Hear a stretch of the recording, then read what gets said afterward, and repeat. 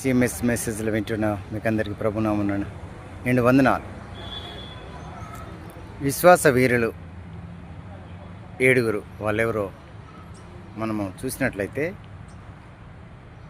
గలతీయులకు రాసిన పత్రిక 3వ అధ్యాయము 9వ వచనంలో అబ్రహాం మనకు విశ్వాస వీరుల పట్టికలో మొదటి స్థానంలో ఉన్నాడు. రెండవ వ్యక్తి హెబ్రీయులకు రాసిన పత్రిక 11వ అధ్యాయం 3వ వచనంలో చూస్తే హేబేలు విశ్వాస వీరుల పట్టికలో ఉన్నాడు. మూడవది చూసినట్టయితే హెబ్రీయులకు రాసిన పత్రిక 11వ అధ్యాయం 5వ వచనంలో చూస్తే హనోకు విశ్వాసుల వీరుల పట్టికలో ఉన్నాడు. నాలుగవది హెబ్రీయులకు రాసిన పత్రిక 11వ అధ్యాయం 7వ వచనంలో చూస్తే నోహు విశ్వాస వీరుల పట్టికలో మనకు కనబడుతున్నాడు. అలాగే ఐదవది చూసినట్టయితే అదే హెబ్రీయులకు రాసిన పత్రిక 11వ అధ్యాయం 31వ వచనంలో రాహాబు విశ్వాసుల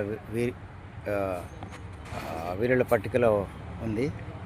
ఆరవదిగా చూసినట్టయితే యోనా గ్రంథం 3వ అధ్యాయం 5వ వచనంలో విశ్వాసుల వీరుల పట్టికలో నినివే పట్టణ ప్రజలు మనకు కనబడుతున్నారు.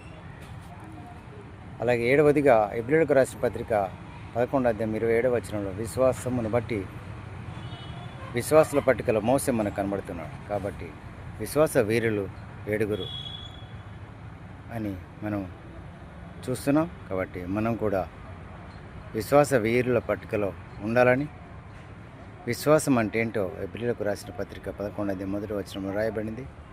దయతో చదవండి. ఈ వీడియో అనేకులకు దీవెనకరంగా ఉండాలని ఆశిస్తున్నాం. లైక్ చేయండి, షేర్ చేయండి, సబ్స్క్రైబ్ చేయండి. God bless you.